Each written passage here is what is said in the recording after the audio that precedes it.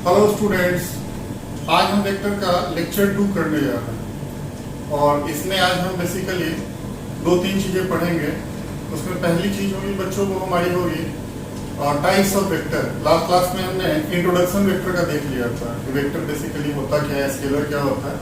आज इसमें हम थोड़ा टाइप्स के बारे में आइडिया लेंगे कि वेक्टर के टाइप्स कितने तरीके के होते हैं, और फिर हम बात करेंगे वेक्टर के एडिशन का। मतलब एडिशन जैसा मैंने बताया था आपको, सब्ट्रैक्शन और फिर मल्टीप्लिकेशन। तो एडिशन पार्ट को लेंगे। एडिशन पूरा तो नहीं हो पाएगा बट आपको इंट्रो आ जाएगा। इंट्रोडक्शन में आपको दे दूंगा वेक्टर एडिशन का, ठीक है। और जितना तक हो सकता है मैं कोशिश करूंगा कि उसका आपको बता दूंगा, ठीक। और इस कंटिन्यूएशन में क्या होगा कि आपका अप्रोक्सीमेटली 6-7 वीडियोज जो है वो वेक्टर में लगेंगे और इसमें आपका सारा का सारा वेक्टर से रिलेटेड सारी बातें हो जाएगी। आप कोई भी बुक उठा के करोगे तो वो आपसे होगा, ठीक। तो वीडियो स्टार्ट करते हैं।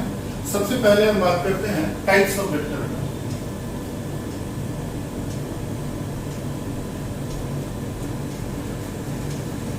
पहला टाइप होगा बच्चों वो हम डील करते हैं, वो है हमारा equal vector. Equal vector equal vector का मतलब होता है बच्चों कि अगर सपोज करो कि आपके पास दो वेक्टर्स हैं।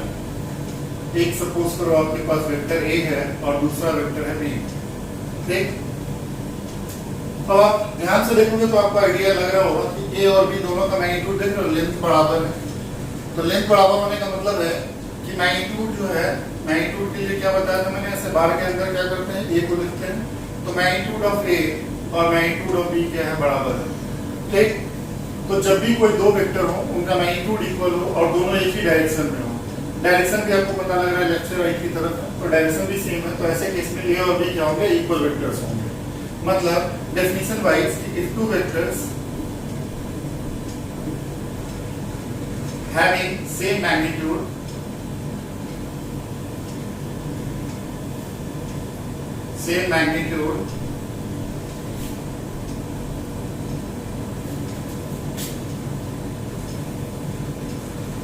and heads in the same direction,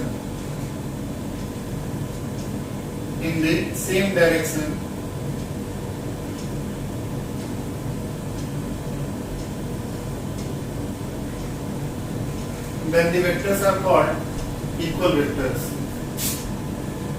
Then the vectors are called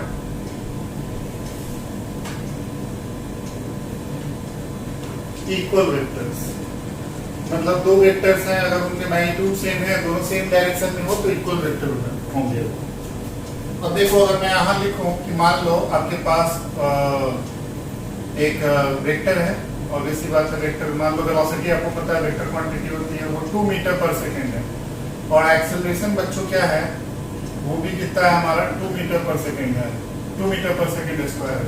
acceleration का यूनिट जो होता है मीटर पर सेकेंड स्क्वायर होता है, और वेलोसिटी का होता है वो होता है metre per second.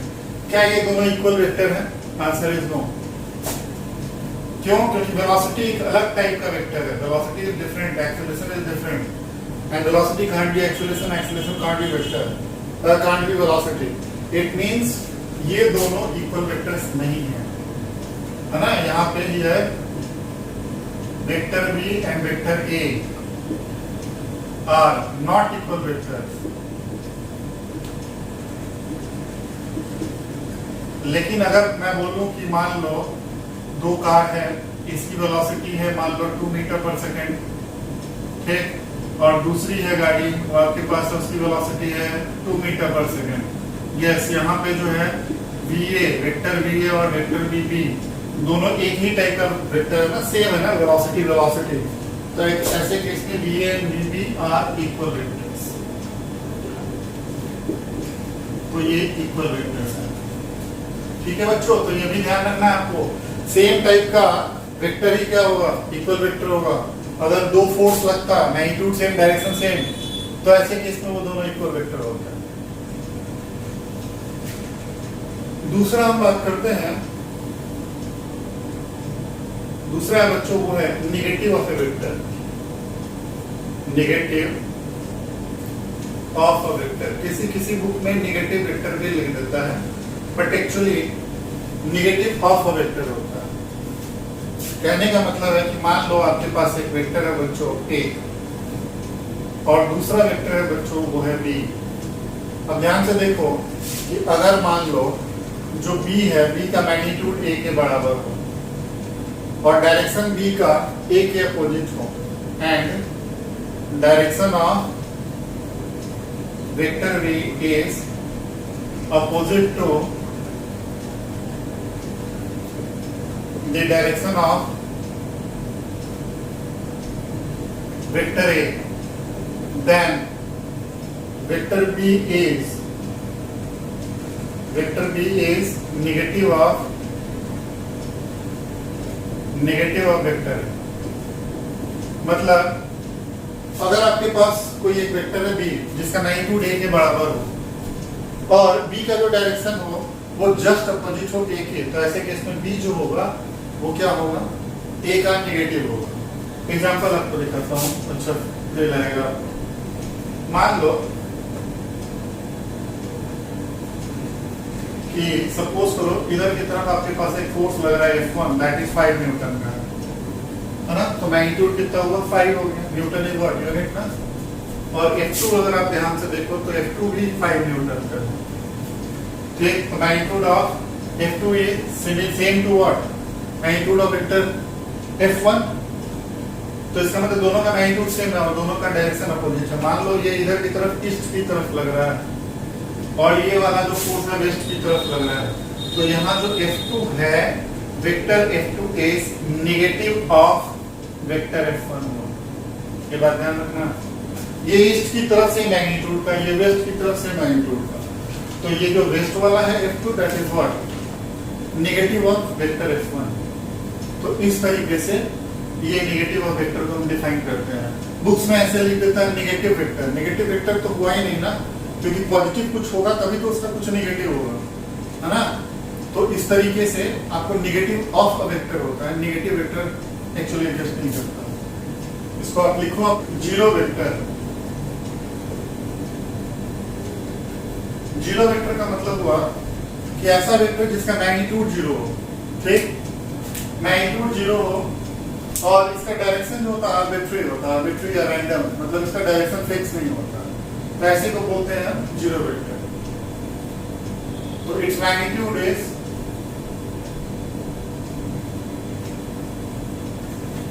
Zero and its direction is random.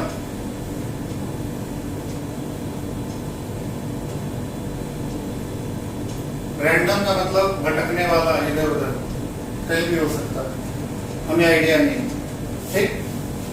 Okay, zero vector को बच्चों ऐसे रिप्रेजेंट करते हैं। जीरो के ऊपर हमने वेक्टर डायरेक्शन ये लगा दिया वेक्टर, तो ये जीरो वेक्टर इसको बोलते हैं। अब इसके कुछ आपको एग्जांपल आपको बताता हूँ। मान लो एक वेक्टर है A, अब उसको उसके नेगेटिव के साथ ही ऐड कर दोगे तो वो जीरो नहीं जीरो वेक्टर में कन्वर्ट हो जाएगा, ठीक। दूसरा एग्जांपल आपको बता रहा हूं कि मान लो कोई वेक्टर है A, उसको जीरो के साथ मल्टीप्लाई कर दो, डिजिट जीरो के साथ, तो वो जीरो नहीं जीरो वेक्टर बन जाएगा, ठीक। इसका प्रैक्टिकल कुछ एग्जांपल बताता हूं मैं कि सर पढ़ा क्या रहे, जीरो वेक्टर होता क्या है। तो जैसे मान लो कोई ऑब्जेक्ट है, अगर वो रेस्ट पे है तो उसका वेलोसिटी वेक्टर कितना होगा, जीरो वेक्टर होगा, है ना। तो एन ऑब्जेक्ट एट रेस्ट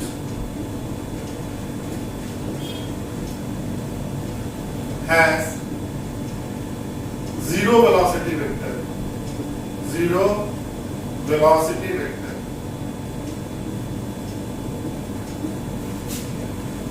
दूसरा ले लो, अगर सपोज करो कोई ऑब्जेक्ट है कांस्टेंट स्पीड से मूव कर रहा है। कांस्टेंट स्पीड का मतलब है कि अगर वो 5 मीटर पर सेकंड से जा रहा है तो 5 मीटर पर सेकंड से ही हमेशा मूव करता रहेगा, यानी वेलोसिटी में चेंज नहीं होता, एक्सेलरेशन कितना होगा, zero.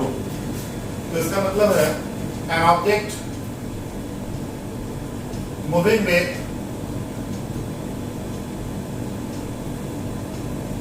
Constant speed has zero acceleration vector, zero acceleration, acceleration मैं ऐसे लिखता हूँ ACCL ऊपर N, zero acceleration, या जीरो एक्सीलरेशन सीधे आप बोल दो। ठीक, उसके बाद फोर्थ है वो है को इनिशियल वेक्टर। को इनिशियल वेक्टर,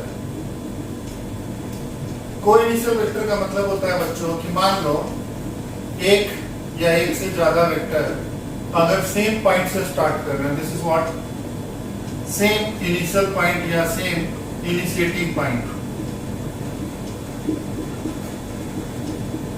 दो या दो से ज्यादा वेक्टर अगर किसी एक ही पॉइंट से स्टार्ट कर रहे हो, है ना, या किसी एक ही पॉइंट पे ये दोनों वेक्टर एक्ट कर रहे हो, तो इनको को इनिशियल वेक्टर कहते हैं। इफ टू और more vectors starts from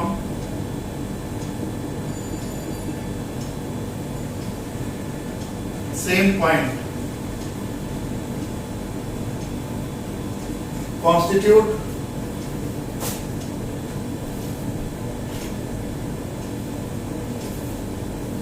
co-initial vectors।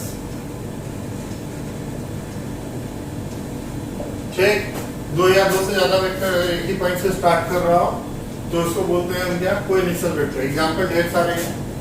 मान लो कि अगर आपके पास कुछ ऐसे एक मैंने पॉइंट बना दिया, ठीक, और इस पॉइंट पे मेरे पास तीन फोर्सेस वगैरह हैं, सपोज करो ऐसे, ये F1 है, फोर्स एलिमेंट वेक्टर क्वांटिटी ये F2 है, और ये मान लो F3 है, इस तरीके से। तो ये F1 F2 F3 क्या होगा, को इनिशियल वेक्टर्स होगा। यहाँ पे F1 F2 एंड F3 क्या है, आर को इनिशियल वेक्टर्स। को इनिशियल वेक्टर्स मतलब एक ही पॉइंट से जो वेक्टर शुरू होते हैं उनको बोलते हैं को इनिशियल वेक्टर्स। एक तो आप पहले से ही जानते हो मैथ्स में, वो है collinear vectors.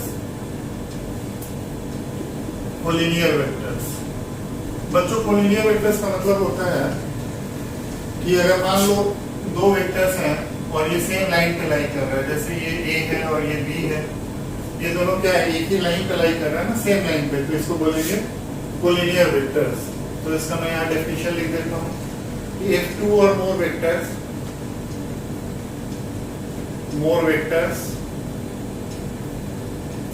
lies on the same line constitute collinear vector.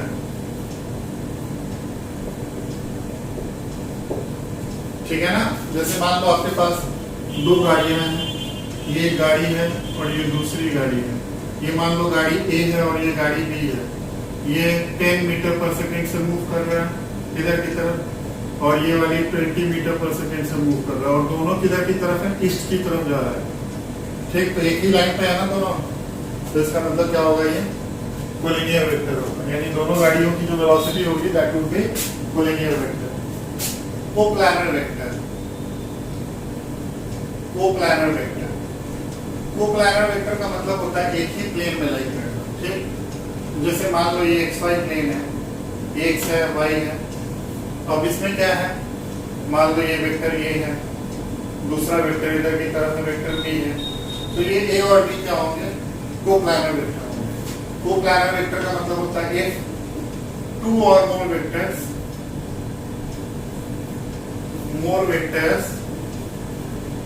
lies in the same plane constitute coplanar vector,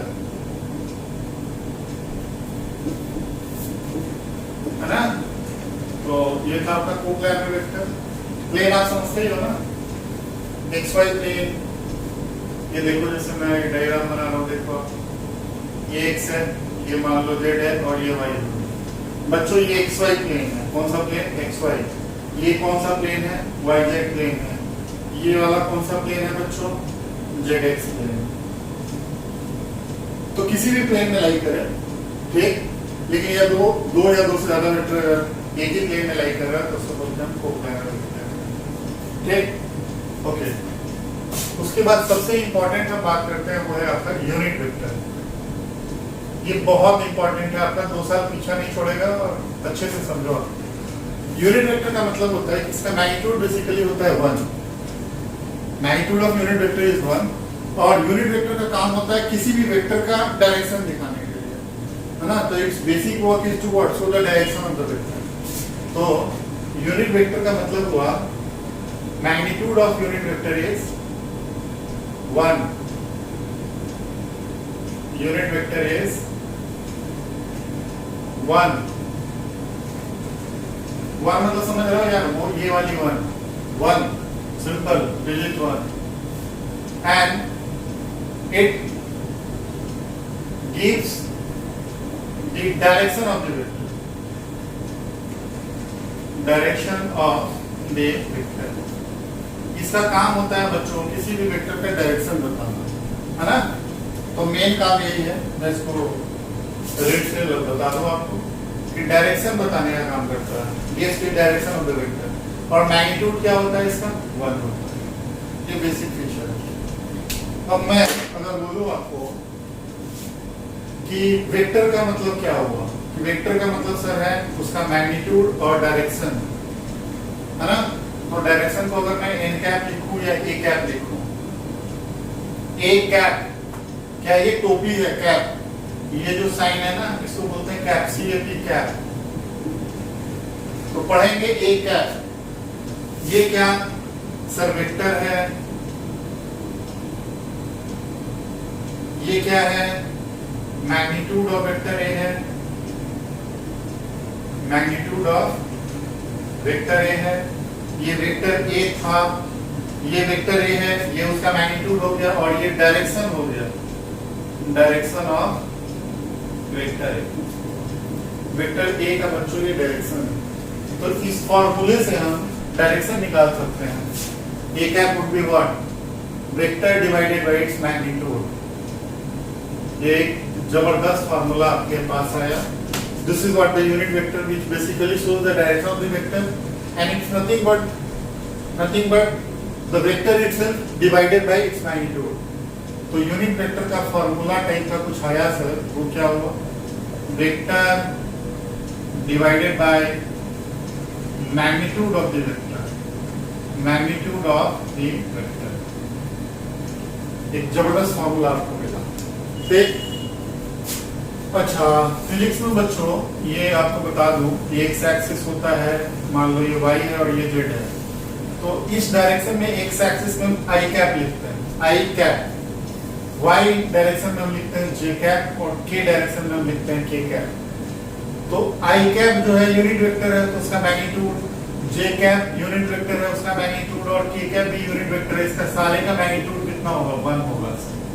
तो magnitude of i j k is what, 1। लेकिन i कैप जो है x एक्सिस के लॉन्ग है, यानी कि i कैप है वो है sir unit vector along x axis. j cap है sir unit vector along y axis, और k कैप है वो है unit vector along z axis. ठीक, क्लियर है। मान लो कि अगर मैंने लिखा F, फोर्स है कोई, मान लो 10 आई कैप लिखा हुआ है, 10 यूनिट के साथ लिख लो 10 न्यूटन आई कैप। 10 न्यूटन आई कैप का मतलब 10 Newton is the magnitude of the force, and this is what I cap. I cap का मतलब एक्स एक्सिस के लॉन्ग फोर्स लगा है। इसका मतलब है कि किसी भी पॉइंट पे ये 10 न्यूटन का फोर्स लग रहा है, किधर की तरफ, एक्स एक्सिस की तरफ, एक्स एक्सिस के लॉन्ग। अगर मैं बोलूं कि एक ऑब्जेक्ट है ये, ठीक, और ये y एक्सिस में इसकी वेलोसिटी दे रखी है, मान लो 10 मीटर पर सेकेंड। तो वेलोसिटी क्या लिखोगे, velocity would be what, 10 metre per second, किधर की तरफ, j कैप। तो इसका मतलब हुआ कि जो वेलोसिटी है ऑब्जेक्ट का वो y एक्सिस के लॉन्ग है, और कितना है, 10 मीटर पर सेकेंड। समझ रहे हो आप। तो ये जबरदस्त तरीके से आपको हेल्प करता है यूनिट वेक्टर, है ना। तो थोड़ा सा और कुछ चीजों को देखते हैं, लिखो पहले आप इसमें। एडिशन ऑफ वेक्टर, मतलब अब हम अलजेब्राइक पार्ट पे आ गए हैं वेक्टर के। इसमें सबसे पहले हम पढ़ेंगे एडिशन ऑफ वेक्टर्स। एडिशन मतलब सिंपली जोड़ना वेक्टर को। फिर पढ़ेंगे हम सब्ट्रैक्शन ऑफ वेक्टर्स, यानी उनको घटाना, और फिर उसके बाद वेक्टर का मल्टीप्लिकेशन पढ़ेंगे। तो एडिशन ऑफ वेक्टर, इसमें बच्चों तीन बातें होती हैं, दो बातें हैं। एक तो ग्राफिकली आप पढ़ोगे, ग्राफिकली, और दूसरा पढ़ोगे एनालिटिकली। ग्राफिकली मतलब ग्राफ के थ्रू, एनालिटिकल मतलब मैथमेटिक्स, मैथ्स के थ्रू, ये मैथमेटिकल होगा। It's the way to study addition of vector. Actually, there are two ways through which we can study addition of vector. One is what graphical method, and second one is analytical method. Graphical method में बच्चों तीन बातें होती हैं, तीन। एक होगा आपका ट्रायंगल लॉ,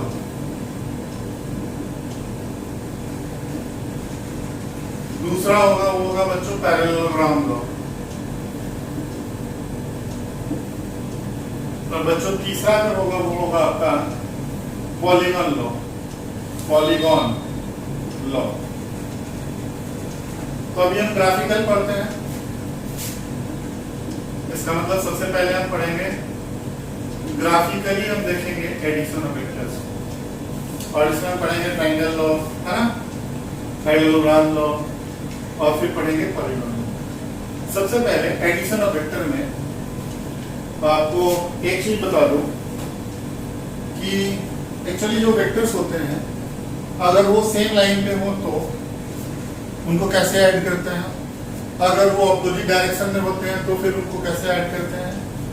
और फिर तीसरी बात होती है कि अगर हम वेक्टर्स हैं हमारे पास, और जो वेक्टर्स हैं अगर वो कुछ एंगल पे हो, मतलब सेम लाइन में या अपोजिट डायरेक्शन में ना हो, कुछ एंगल पे हो, तो फिर उनको कैसे ऐड करते हैं। ठीक, तो ग्राफिकली अगर मैं बात करूं तो मान लो पहले अगर हम बोलते हैं कि अगर दो वेक्टर्स सेम लाइन पे लाई करें, if two vectors lies along the same direction, same direction में अगर दो वेक्टर लाई करें तो उनको कैसे जोड़ते हैं। What basically we are studying is the addition of the vector. One thing I would like to clear you, and that is what, suppose you add two vectors, vector A and B, you will get what, vector that is called resultant. अगर दो vector को जोड़ते हैं ना, A और B को, तो R मिलता है। R को हम बोलते हैं बच्चों, क्या बोलते हैं, रिजल्टेंट बोलते हैं, रिजल्टेंट। ये तो वेक्टर है ही आपका, ये B वेक्टर है। अब इसके पास जो है बेसिकली क्या क्या चीजें हैं। A है तो मैग्नीट्यूड होगा, और उसका क्या होगा, डायरेक्शन होगा, दोनों होगा। मैग्नीट्यूड भी है और क्या दूसरा डायरेक्शन भी है। सिमिलरली B का जो है उसका भी क्या होगा, मैग्नीट्यूड होगा सर, और दूसरा डायरेक्शन होगा। ठीक उसी तरीके से रिजल्टेंट जो है इसके पास भी दो बातें हैं, एक होगा मैग्नीट्यूड सर, और दूसरी क्या होगी उसकी, डायरेक्शन। तो इसका मतलब जब हम बात करते हैं दो वेक्टर को जोड़ने का, तो जब दो वेक्टर को जोड़ते हैं तो we will get what, a term, a thing और a vector, and that is what we call resultant, and it has also magnitude and direction. So we have actually 6 pairs, magnitude 1 2 3 4 5 6, यानी 6 हमारे पास खिलाड़ी हैं। ये हमेशा ध्यान रखना, जब भी हम वेक्टर को ऐड करेंगे तो we have 6 players, magnitude and direction of vector A, magnitude and direction of vector B, and magnitude of direction of what, resultant vector R. ठीक, तो whenever we add two vectors we get a resultant, that is vector R. तो अब बात आती है, ये तो आपको समझाने के लिए मैंने बताया, that is very important, but our area of concern is what, कि if two vectors lies along the same direction, what happens? अगर सपोज करो ये A है और दूसरी वेक्टर है B, ये बच्चों A और ये B, अब इन दोनों को जब ऐड करोगे ना तो you will get what, a resultant R, and this is nothing but vector A plus vector B। अगर दो वेक्टर सेम डायरेक्शन में तो ऐड हो जाएगा सर। मतलब सर इसका एग्जांपल एक बता दो, लो अगर वेक्टर 4 को और वेक्टर 3 को ऐड करोगे तो we will get what, vector 7। Simple. अच्छा, what if sir if two vectors are oppositely directed, यानी case 2, that is what, if two vectors are in opposite direction. ठीक है, इसमें भी कोई दिक्कत नहीं है। अगर मान लो बच्चों ये हो वेक्टर 4, क्या ऐसे लिखो आप, ये वेक्टर ए है और दूसरा वेक्टर बी है, ठीक, तो जो रिजल्टेंट होगा that would be what, R, and this is what vector A minus vector B. अब ध्यान रखो कि मैंने माना vector A is greater than vector B है मैग्नीट्यूड वाइज, तभी मैंने ए माइनस बी लिखा। अगर मान लो कि यहाँ पे b बड़ा होता है a से, यानी ये a है और b जो है वो बड़ा है, देखते ही पता लग रहा है, तो रिजल्टेंट इस डायरेक्शन में होता r and that would be what, vector b minus vector a। तो यहाँ पे क्या है, magnitude of b is greater then magnitude of vector a है। समझे या नहीं? ओके, तो इसका मतलब सर एग्जांपल वाइज आप शायद ये बोल रहे हो, यस मैं वही बोल रहा हूँ कि अगर ये 4 है और ये वेक्टर क्या है, 3 है, तो सर क्या मिलेगा हमें, जो रिजल्टेंट मिलेगा वो होगा सर 1। और यहाँ एक बहुत मजेदार चीज आपको बता रहा हूँ ना, 4 और 3 को अगर आप ऐड करते हो तो क्या मिलता था स्केलर वाइज 7, बट वेक्टोरियली आपके पास क्या मिल रहा है पता है आपको, कहानी हो गया 7 से लेके 1 तक। इसका मतलब है जब दो वेक्टर को जोड़ेंगे, एक 4 है और दूसरा 3 है, तो केवल दो ही पॉसिबिलिटी नहीं है कि 7 and 1, we can have hell lot of possibility and the possibility will lie from what, 0 to 7, sorry 1 to 7. This is the beauty of vector। अभी तक तो आप 4 और 3 को ऐड करते थे, या 2 और 3 को ऐड करोगे तो 5 मिलेगा, लेकिन अब 2 और 3 का 5 नहीं होगा, अब 1 से लेकर के कहां तक लाई करेगा, 5 तक लाई करेगा। तो ये थोड़ा सा वेक्टर 4 प्लस वेक्टर 3, ये क्या हो सकता है, वेक्टर 1 टू वेक्टर 7, कुछ भी हो सकता है इसके बीच में, है ना। जबकि भाई अगर स्केलर टर्म्स में, अगर स्केलर फॉर्मेट में अगर हम देखते हैं तो बच्चों 4 प्लस 3 हमेशा 7 ही होता है। तो वेक्टर में हमेशा ध्यान रखना है आपको, 4 और 3 को ऐड करेंगे तो 1 से लेकर 7 तक कुछ भी वैल्यू हो सकती है, और ये आपको प्रूव करके दिखाऊंगा मैं आगे। ओके, तो ये तो था जब वेक्टर एक डायरेक्शन में हो या अपोजिट डायरेक्शन में हो। थर्ड पॉसिबिलिटी ये हो सकती है कि एडिशन ऑफ वेक्टर्स, यानी उन वेक्टर्स को जोड़ना जब वो कुछ एंगल पे हो, addition of vectors when they are at some angle, कुछ अगर एंगल पे हो तो वेक्टर्स को हम कैसे ऐड करते हैं, समझे मेरे कहने का मतलब है बच्चों कि मान लो ये वेक्टर ए है, ठीक, और ये मान लो वेक्टर बी है और इनके बीच में एंगल बन रहा है थीटा, तो इसको कैसे जोड़ेंगे। अब इसको जोड़ने का 2 मेथड है बच्चों, 3 मेथड है सॉरी। पहला है वो है triangle low,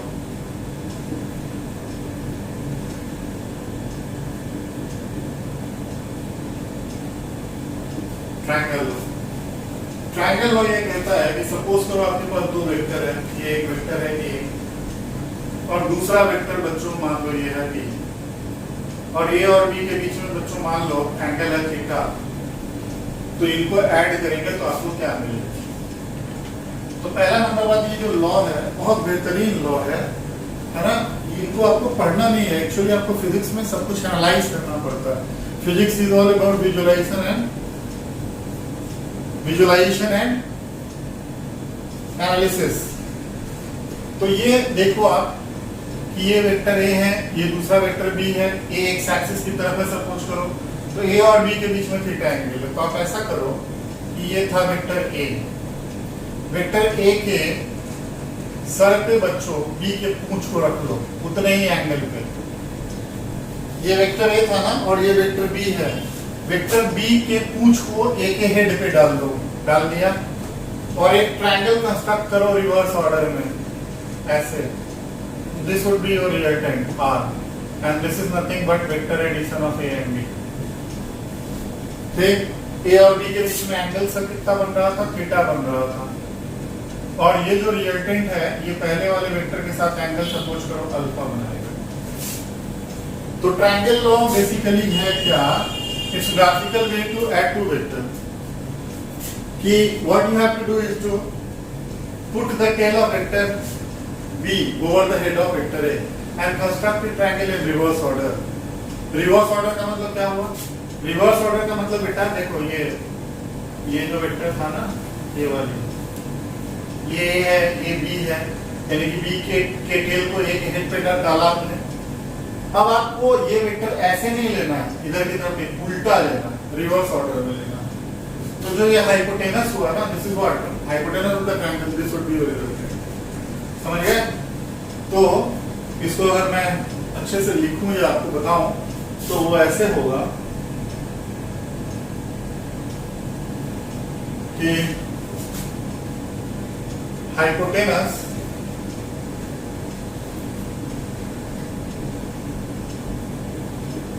of the triangle construct in reverse order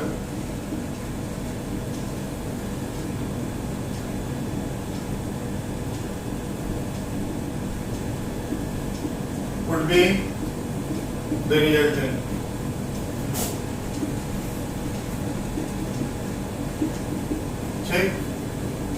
Hypotenuse of the triangle construct in reverse order would be our reactant. और ये किया कैसे है, मैंने किया है, मैंने नहीं, ये लॉ है कि मैंने B को A के हेड पे डाल दिया और एक ट्रायंगल कंस्ट्रक्ट की रिवर्स ऑर्डर में, और ये जो हाइपोटेनस है, दिस इज व्हाट हाइपोटेनस।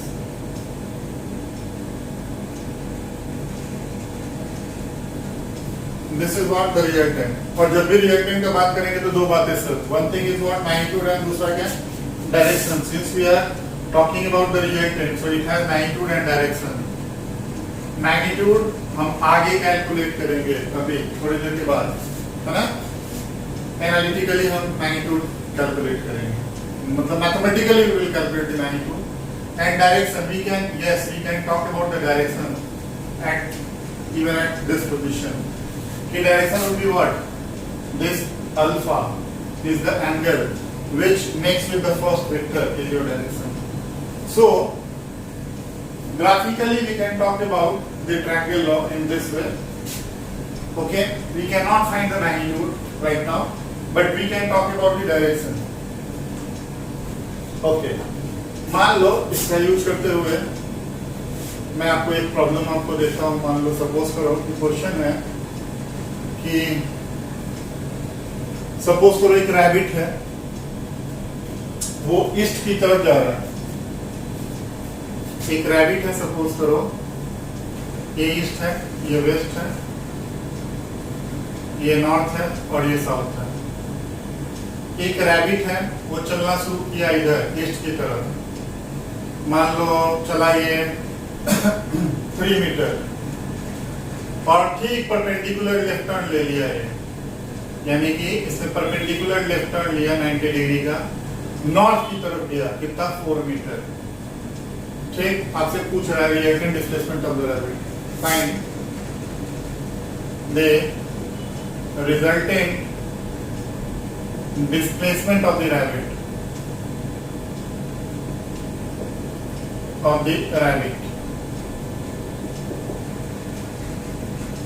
एक बार क्वेश्चन फिर से समझो। We have a rabbit which starts its motion from the origin. Origin is 0,0. It's been mentioned in the question, and it has gone up to 3 meters along what the east direction. Then it took a perpendicular left turn and traverses 4 meter distance along the north direction. We have to calculate the resultant displacement of the rabbit. Okay, resultant displacement of the rabbit. So sir ये clear पता लग रहा है कि ये दो vectors हैं। एक वेक्टर कौन सा है 3 metre, displacement is a vector quantity. Sir ये कितना हो गया 4 मीटर हो गया।